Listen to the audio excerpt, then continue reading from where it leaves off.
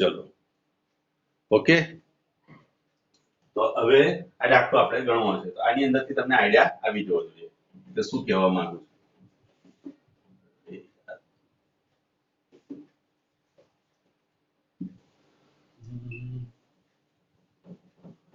આ બધું યાદ રાખજો. તો ચોપડીમાં આવું બધું લખેલું નહીં હોય, બરાબર. આ બધા જે આઈડિયા છે એ બધા આઈડિયા તમારે લઈને ચાલવાના છે, બરાબર. આઈડિયા માઇન્ડમાં હશે તો તમે સારા ડોક્ટર કે સારા એન્જિનિયર બનશો, નહીં તો નહીં બનાય, બરાબર. પછી કોઈક ઓફિસમાં જજો, કામ કરજો, ક્લાર્કનું એનું કામ કરીને પછી આવશો. એવું કામ કરવું હોય તો પછી સાયન્સ રાખશો જ નહીં, બરાબર. સાયન્સમાં તમારે જો આગળ વધવું હોય તો આ બધી વસ્તુ યાદ રાખવી પડે, બરાબર.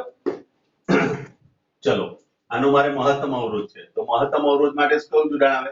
શ્રેણી. શ્રેણી જોડાણ કરવું પડે. યાદ રહ્યું ને?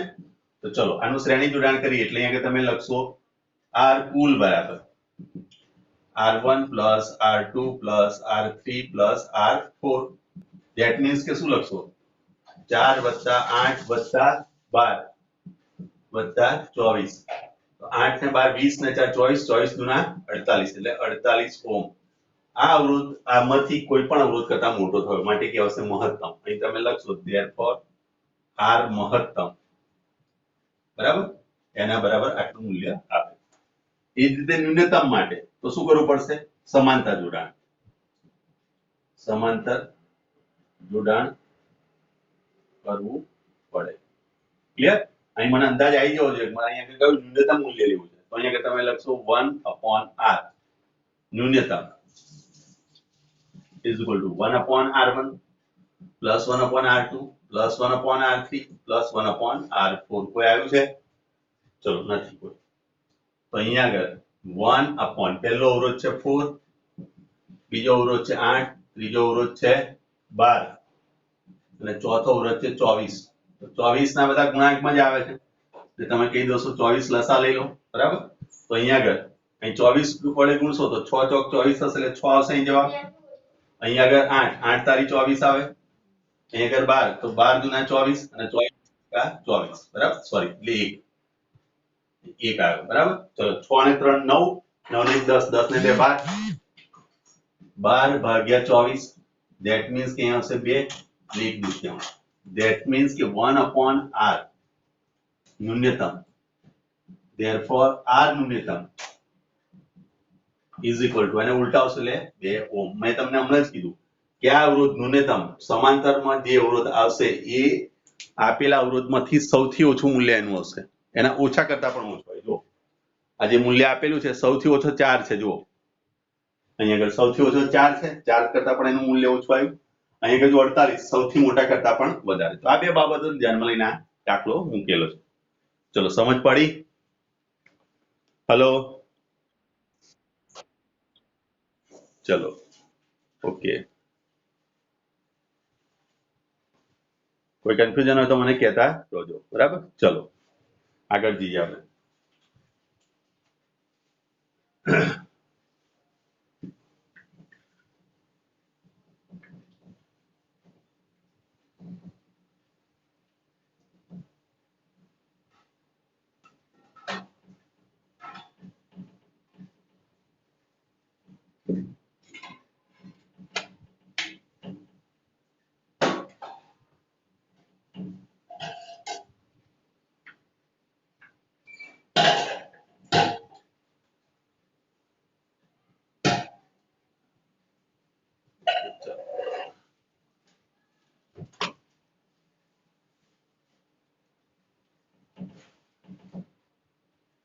એના પછી હવે પ્રવાહની તાપીય અસર, વિદ્યુત પ્રવાહની તાપીય અસર.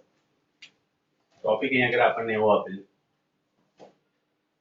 વિદ્યુત પ્રવાહની તાપીય અસર. હવે આમ જોવા જઈએ તો વિદ્યુત પ્રવાહની તાપીય અસર જે છે, બરાબર. વિદ્યુત પ્રવાહ જ્યાંથી પસાર થતો હોય ત્યાંથી હંમેશા તાપમાન વધે. એ જે જગ્યા પરથી જે જગ્યા જેમાંથી પસાર થતો એનું તાપમાન એ વધારશે. અગાઉ મેં તમને એક વાર કીધું હતું કે અવરોધ જે છે કોઈ પણ વાહક તાર હોય એનો એક અવરોધ હોય. આપણે વાહક તાર આ રીતે લઈએ છીએ. વાહક તાર તમે જોતા હશો કે વાહક તાર આ રીતે હોય છે. કોઈ પણ વાહક તાર આ રીતે હોય, બરાબર, પાતળો તાર આ રીતે હશે, બરાબર. તો આ તારની અંદર ઉપર પ્લાસ્ટિકનું રેપર છે. આ પ્લાસ્ટિકનું રેપર એટલા માટે લખાયેલું છે, ઉપરનું કવર અવાહક પડ છે. અવાહક પડ એટલા માટે કે અહીં આપણે અડકે તો આપણને શોક ના લાગે, બરાબર.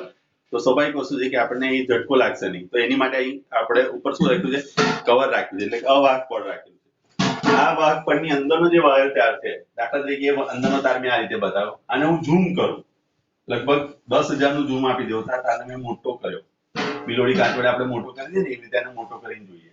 અને મોટો કરીને જોશો ને તો અહીંયા આગળ શું હશે, બધા ધનાયન વ્યવસ્થિત ગોઠવાયેલા છે. આ કુદરતી જ ઘટના છે, બરાબર. કુદરત એની આગળ આપણને એવું શીખવાડે છે કે આપણે ડિસિપ્લિનમાં રહેવું જોઈએ. આ બધા આવડ પ્રમાણે ગોઠવાયેલા છે, અથવા તો તમે કહી શકો કે નિશ્ચિત સ્થાને ગોઠવાયેલા, બધા વચ્ચેની સરખી જ ગેપ હોય. અને અહીંયા આગળ જે હોય બધા ધન આયન હોય, આ બધા શું છે, ધન આયન હોય, પોઝિટિવ, બરાબર. જે ધાતુ હશે એના ધન આયન બધા અહીં ગોઠવેલા છે. અને ઇલેક્ટ્રોન અહીંયા આગળથી પસાર થાય, બરાબર. જે ઇલેક્ટ્રોન અહીંયા આગળથી પસાર થયો, કારણ કે ઇલેક્ટ્રોન અહીંયા આગળથી ગતિ કરે આ રીતે આ દિશામાં, તો એ પ્રવાહનું નિર્માણ કરે.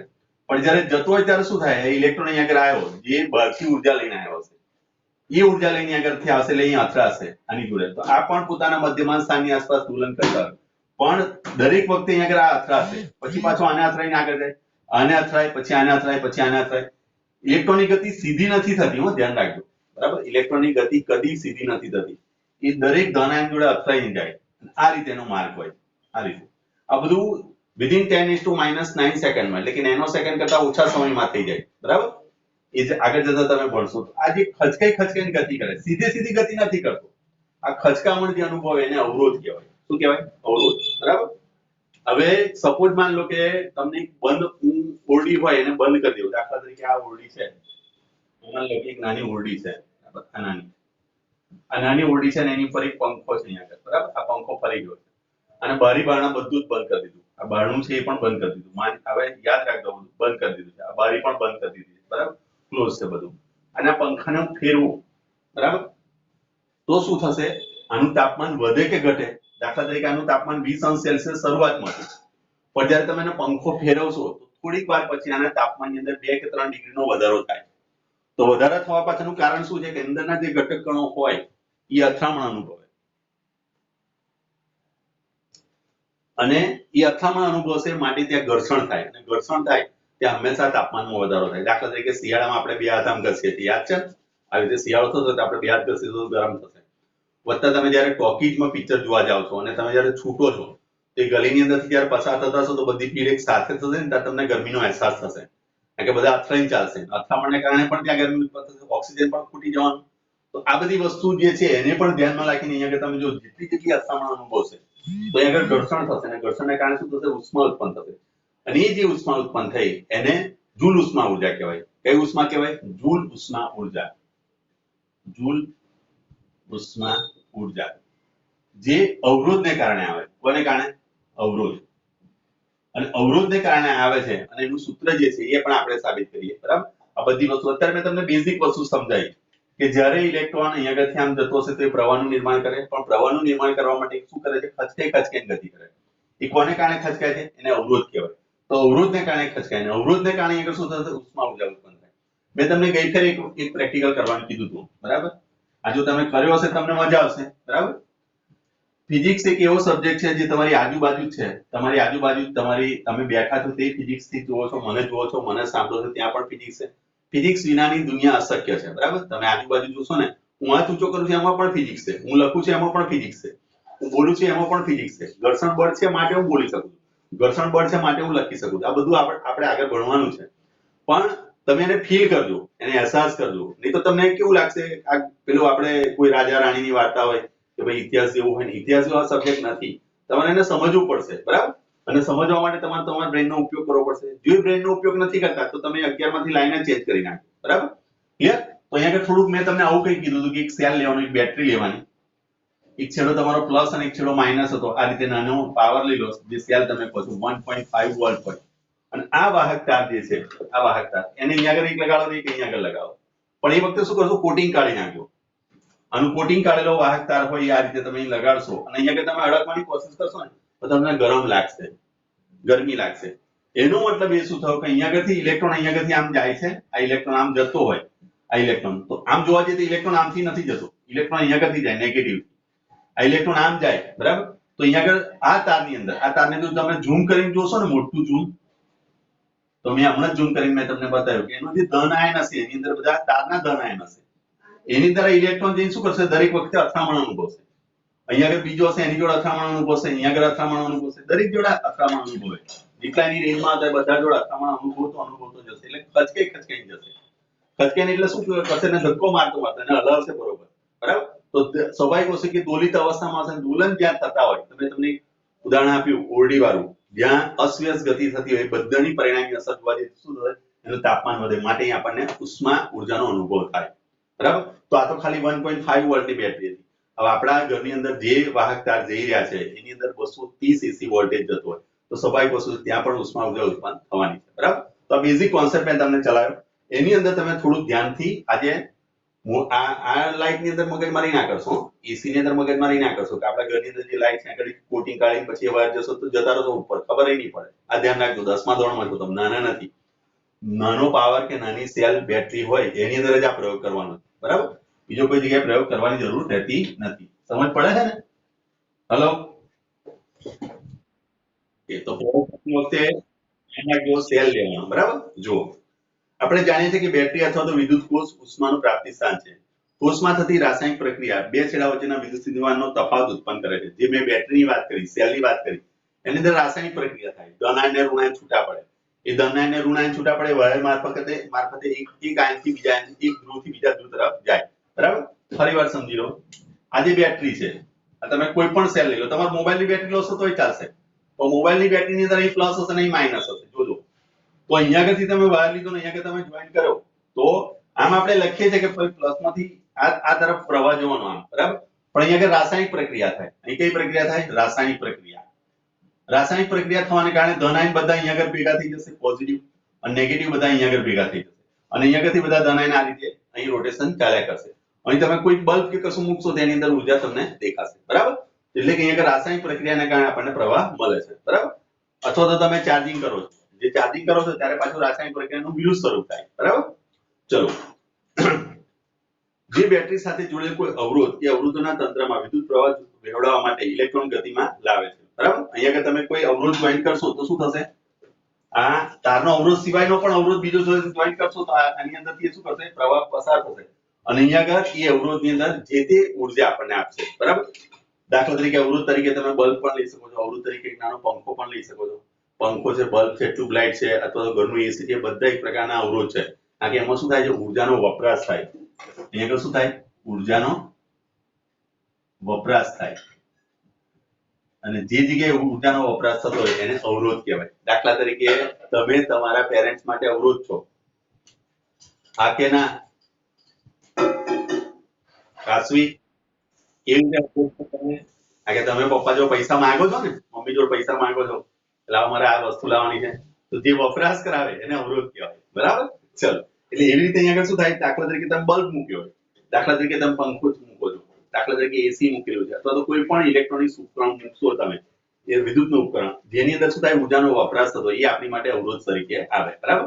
અને અવરોધની અંદર શું થાય? ઉષ્માનો વ્યય થાય, અને આ ઉષ્માનો જે વ્યય થયો એને જૂલ ઉષ્મા કહેવાય, બરાબર? એ આગળ આપણે જોઈએ છે. જો કે વિદ્યુત પ્રવાહ જાળવી રાખવા માટે બેટરીને ઉર્જા ખર્ચા રહેવું પડે છે. આ ઉર્જા ક્યાં જાય છે? વિદ્યુત પ્રવાહ જાળવી રાખવા માટે ખર્ચ થતી ઉર્જાનો અમુક ભાગ ઉપયોગી કાર્ય માટે, જેવી રીતે વિદ્યુતના પાટિયા ફેરવા માટે વપરાય છે. પ્રાપ્તિ સ્થાનમાંથી બાકી ઉર્જાનું તાપમાન વધારવા માટે, ઉષ્મા ઉત્પન્ન કરવા માટે વપરાય છે. હવે જુઓ, અહીંયા આગળ જે ઉષ્મા ઉત્પન્ન થવાની, જે પ્રકાશ મળવાનો, પણ સાથે સાથે તાર તો ગરમ થવાનો જ. એનો મતલબ એ થયો કે અહીંયા આગળ જેટલી બી ઉર્જા વપરાય છે, જેટલી બી ઉર્જા અહીંયા આગળથી બેટરીમાંથી મળે છે, એ અમુક ઉર્જા એ પંખો ચલાવવા માટે વપરાશે, અને અમુક ઉર્જા ઉષ્મા ઉર્જામાં વપરાશે. તો આગળ તમે કહેશો બેટરીમાંથી મળતી ઉર્જા, બેટરીમાંથી મળતી ઉર્જા, અથવા તો તમે કહી શકો કે એને પ્રાપ્તિ સ્થાનમાંથી મળતી, પ્રાપ્તિ સ્થાનમાંથી મળતી ઉર્જા એ છે, એનું રૂપાંતર શામાં થશે? તો તમે એને યાંત્રિક ઉર્જામાં રૂપાંતર કરશો, યંત્ર ચલાવવામાં યાંત્રિક ઉર્જામાં, અથવા તો તમે એને પ્રકાશ ઉર્જામાં, દાખલા તરીકે બલ્બ મૂક્યો તો તમે પ્રકાશ ઉર્જામાં વાપરો છો અને પ્લસ શું ઉત્પન્ન થશે ઉષ્મા ઉર્જા હજુ સુધી કોઈ ઇન્સ્ટ્રુમેન્ટ એવું નથી બન્યું કે જેની અંદર તમે ઉષ્મા ઉર્જાને ઘટાડી શકો બરાબર એવું કોઈ અત્યાર સુધી ઉપકરણ બની શક્યું નથી દુનિયામાં કોઈ નથી બન્યું દાખલા તરીકે તમે એક સિમ્પલ એક્ઝામ્પલ આપો એ તમે આરામથી સમજી શકો મોબાઈલ તમે કોઈ જોડે 10 મિનિટ વાત કરો 10 કે 15 મિનિટ સતત વાત કરો તો તમે અત્યારે મોબાઈલ નો યુઝ કરો છો 10 કે 15 મિનિટ પછી મોબાઈલ ને અડકજો તો ગરમ થાય છે કે ઠંડો થાય ગરમ થાય છે હા તો ગરમ થવાનું કારણ શું છે કે મોબાઈલની જે સર્કિટ છે એની અંદર પ્રવાહ સતત વહેતો રહે અને જ્યાં પ્રવાહ વહેતો હોય અહીંયા આગળ મેં તમને કીધું આને ઝૂમ કરીને બતાવ્યું એની અંદર જે ઇલેક્ટ્રોન શું કરે દરેક જગ્યાએ અથડામણ અનુભવે એની અથડામણ એટલે શું કહેવાય અવરોધ એની અવરોધને કારણે શું થાય I2RT મુજબ ઉર્જા ઉત્પન્ન થાય ત્યાં જૂલ ઉષ્મા ઉર્જા ઉત્પન્ન થાય એ કોઈ પણ તંત્ર લઈ લો બરાબર હજુ સુધી કોઈ મોબાઈલ એવો નથી કે ઠંડો થાય તમે વાત કરતા ઠંડો થઈ જતો એવો મોબાઈલ શોધ્યો નથી હા તમારામાંથી આવો કોઈ એન્જિનિયર એવો બને બરાબર આપણો જે ક્લાસ છે એમાંથી કોઈ એન્જિનિયર એવું બને કે એવો નવો મોબાઈલ શોધે કે તમે ગમે એટલી વાત કરો જેમ જેમ વાત કરો એમ મોબાઈલ ઠંડો પડતો જાય તો સૌથી વધારે મોબાઈલ એના વપરાશે બરાબર કારણ કે એમાં બેટરી ખલાસ જ નહીં થાય જેની અંદર મોબાઈલ ગરમ નહીં થાય એ બેટરી ખલાસ નહીં થાય કદી પણ નહીં થાય બરાબર આગળ એકવાર મેં તમને સમજાવ્યું હતું જો અવરોધ બરાબર હું 0 મૂકી દઉં તો ગજબ થઈ જાય જો અવરોધ બરાબર એવો કોઈ તાર હું શોધી નાખું જેમાં અવરોધ જ ના હોય તો એવું દુનિયામાં કોઈ સાધન જ નથી જેની અંદર અવરોધ ના હોય અને અવરોધ છે માટે ત્યાં શું છે ઉષ્મા ઉર્જા છે બરાબર એટલે કે ઉષ્મા ઉર્જાનો વ્યય સ્વરૂપે જતું આટલી ઉર્જા આપણે દાખલા તરીકે પંખો વાપરવા માટે યાંત્રિક ઉર્જા અમુક વાપરી આમાંથી માની લો કે 100 જૂલ ઉર્જા મળે છે આપણને 100 જૂલ ઉર્જામાંથી 10% જૂલ જ 10 થી 15% જૂલ 10% જૂલ એટલે કે 10 જૂલ તમે અહીં વાપરી નાખો તો બાકીની 90 જૂલ જે છે એ ઉષ્મા ઉર્જા સ્વરૂપે વ્યય પામે એટલે મોટા ભાગનો વ્યય પામી જાય અને આજની તારીખમાં જે સંશોધનનો વિષય છે જ્યારે તમે વિશ્વ લેવલ પર જશો જ્યારે આગળ તમે 11મું 12મું પછી કોલેજ લેવલ પતાવશો ત્યાં આગળ એનર્જી કન્ઝમ્પશન એટલે કે એનર્જીનો તમે બચાવ કઈ રીતે કરશો બરાબર દાખલા તરીકે તમને ઘણીવાર કહે છે કે ભાઈ પંખો બંધ કરો બહાર નીકળતી વખતે લાઇટો બંધ કરો બરાબર સ્વિચો બધી બંધ રાખો તો ઉર્જાનો વ્યય આપણે ઘટાડવો છે પણ મેઇન રીઝન બીજું એ પણ છે કે મોટાભાગની ઉર્જા ઉષ્મા ઉર્જા સ્વરૂપે વપરાઈ જાય આપણે જે વપરાશમાં લઈએ પંખો ચલાવવા માટે કાં તો લાઇટ કરીએ છીએ પ્રકાશ કરીએ છીએ તેમાંથી થોડીક જ ઉર્જા વપરાય તો મોટાભાગની ઉર્જા ક્યાં જતી રહે ઉષ્મા ઉર્જા તરીકે બરાબર અને આ જે ઉષ્મા ઉર્જા થઈ એને જૂલ ઉર્જા પણ કહેવાય બરાબર ચલો 12મા ધોરણમાં તમે આવશો એટલે ડિટેલ્સમાં ભણીશું બધું આપણે ચલો અહીં જુઓ પ્રાપ્તિ સ્થાનની બાકીની ઉર્જા ઉપકરણનું તાપમાન વધારવા માટે ઉષ્મા ઉત્પન્ન કરવા માટે વપરાય છે આપણા રોજિંદા જીવનમાં ઘણીવાર જોઈએ છે કે ઉદાહરણ તરીકે વિદ્યુત પંખાનો લાંબો સમય સુધી સતત ઉપયોગ કરીએ તો ગરમ થાય છે આનાથી વિપરીત જો વિદ્યુત પરિપથ માત્ર અવરોધીય હોય એટલે કે માત્ર અવરોધનું જોડાણ બેટરી સાથે કરેલું હોય તો પ્રાપ્તિ સ્થાનમાંથી ઉર્જા સતત ઉષ્મા ઉર્જા રૂપે જ વ્યય પામે અને આનું વિદ્યુત પ્રવાહની તાપીય અસર કહે છે આ જે થઈ એને વિદ્યુત પ્રવાહની તાપીય અસર અવરોધ તરીકે ખાલી સિમ્પલ અવરોધ તરીકે તમે લેવા જાવ તો તમે જોઈ શકો છો કે કહીએ કે તમે વિદ્યુત હીટર અને વિદ્યુત ઇસ્ત્રી આ બેનો ઉપયોગ કરો છો એ સીધા અવરોધ છે કારણ કે વિદ્યુત હીટર અને ઇસ્ત્રી ગરમ થશે તો કપડાની ઇસ્ત્રી કરી શકશો અને વિદ્યુત હીટર એ ગરમ થશે તો રૂમનું વાતાવરણ તમે ગરમ કરી શકો છો અથવા તો તમે પાણી ગરમ કરી શકો છો વિદ્યુત હીટર જે વાપરીએ છીએ આપણે બરાબર તો આ બંને વસ્તુ એવી બતાવે છે કે ઉષ્મા ઉર્જાનું રૂપાંતર સીધું શાની અંદર થાય છે અવરોધની અંદર થાય છે બરાબર ચલો હવે અહીંયા આગળ આપણે એક સૂત્ર તારવીએ છીએ કે ભાઈ પાવર આગળ જતા એક સૂત્ર આવશે તમારી જોડે પાવર એ પહેલા થોડું પાવર વિશે તમને માહિતી આપું પછી વિદ્યુત પાવર વિશે કહી દઉં બરાબર દાખલા તરીકે એક વ્યક્તિ કામ કરે છે સવારથી સાંજ સુધીમાં બરાબર અને એને તમે કોઈ મજૂર આવે આપણા ઘરે અને પછી તમે એને પૈસા ચૂકવો છો સાંજે જાય ત્યારે 50 કે 100 રૂપિયા ચૂકવીએ પણ એનું તમે એકમ સમયમાં કેટલું થયેલું કાર્ય છે એ સમજવું હોય તેને પાવર કહેવાય ઘણીવાર તમે શબ્દ વાપરો છો કે ભાઈ આનો પાવર વધારે છે દાખલા તરીકે ધોની 6 મારે તો પાવર હિટિંગ કરવી એવું કહીએ છીએ આપણે તો પાવર શબ્દ બહુ પ્રચલિત છે પણ પાવર શબ્દનો મિનિંગ જે છે બરાબર કાર્યત્વરા એને કહેવાય કાર્યત્વરા ઇંગ્લિશમાં એને કહેવાય પાવર બરાબર કાર્યત્વરા અને એને ઇંગ્લિશમાં કહીએ છીએ આપણે પાવરની વ્યાખ્યા આપણને એવું કહે છે એકમ સમયમાં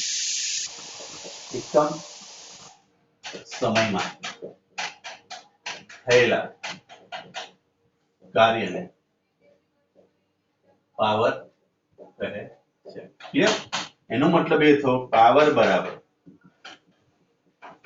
કાર્ય ભાગ્યા સમય કાર્ય એ જૂલમાં મપાય યાદ કરી લો અને સમય એ સેકન્ડમાં મપાય તમે આ નામ પણ લખી શકો જૂલ સેકન્ડ ઇન્વર્સ બરાબર આનો એકમ આ રીતે લખાય બરાબર પણ આપણે વિદ્યુતની જ્યારે વાત કરીએ વિદ્યુત પાવર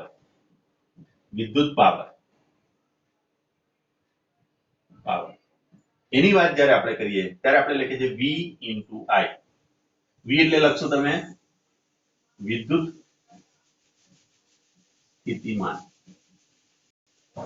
સ્થિતિમાન ગુણ્યા વિદ્યુત પ્રવાહ ક્લિયર અને સૂત્ર થઈ ગયું આને પણ યાદ રાખજો આ પણ સૂત્રને યાદ રાખજો અને બે નંબર બરાબર હવે ત્યાં હું તમને કીધું કે વિદ્યુત સ્થિતિમાન v જે છે બરાબર એને આપણે એ રીતે લખીએ છીએ કે વિદ્યુત સ્થિતિમાન છે શું વાસ્તવમાં તો વિદ્યુત સ્થિતિમાન એટલે લખીએ છીએ એકમ વિદ્યુતભાર દીઠ થતું કાર્ય ને વિદ્યુત સ્થિતિમાન નો તફાવત v કહે છે ક્લિયર જે રીતે અહીં પાવરની વ્યાખ્યા આપી એ રીતે અહીં તમે લખશો v બરાબર કાર્ય ભાગ્યા વિદ્યુતભાર શું લખાશે કાર્ય ભાગ્યા વિદ્યુતભાર થાય જે રીતે અહીં મેં કર્યું કાર્ય એકમ સમયમાં થયેલું કાર્ય એવી રીતે અહીં એકમ વિદ્યુતભાર દીઠ થતું કાર્ય એકમ વિદ્યુતભાર દીઠ થતું કાર્યને વિદ્યુત સ્થિતિમાનનો તફાવત v કહેવાય અને ડેલ્ટા v અથવા તો v પણ કહી શકીએ હવે આને જો સિમ્બોલિકલી લખીએ તો w upon q લખાય અહીં તમે લખશો w = v * q ક્લિયર આટલી વસ્તુ ચલો આ વેલ્યુ છે તમે અહીં આગળ આ પાવરમાં મૂકી શકો છો બરાબર ચલો અહીં તમે લખશો પાવર બરાબર w બરાબર તમે લખશો w upon t છે ને તો અહીં લખશો તમે v * q upon t પણ તમે જાણો છો કે q upon t બરાબર શું લખાય v * i તો આ પણ સૂત્ર મેં સાબિત કરીને તમને બતાવ્યું કે વિદ્યુત પાવર જે છે એ આ રીતે સાબિત કરેલો ચલો કોઈ કન્ફ્યુઝન ઓકે વેરી ગુડ ચલો તો હવે અરે ચલો પછી લખો હવે બરાબર વિદ્યુત સ્થિતિમાન ચલો એકમ વિદ્યુતભાર દીઠ થતા કાર્યને વિદ્યુત સ્થિતિમાન v કહે છે v બરાબર તમે લખશો w upon q તો આના પરથી w = v * q અને ઇક્વેશન નંબર 3 હવે પાવર બરાબર w upon t w ની જગ્યાએ લખશો તમે v * q upon t પણ q upon t = i માટે પાવર p બરાબર v * i ક્લિયર ફોટો લઈ પહેલા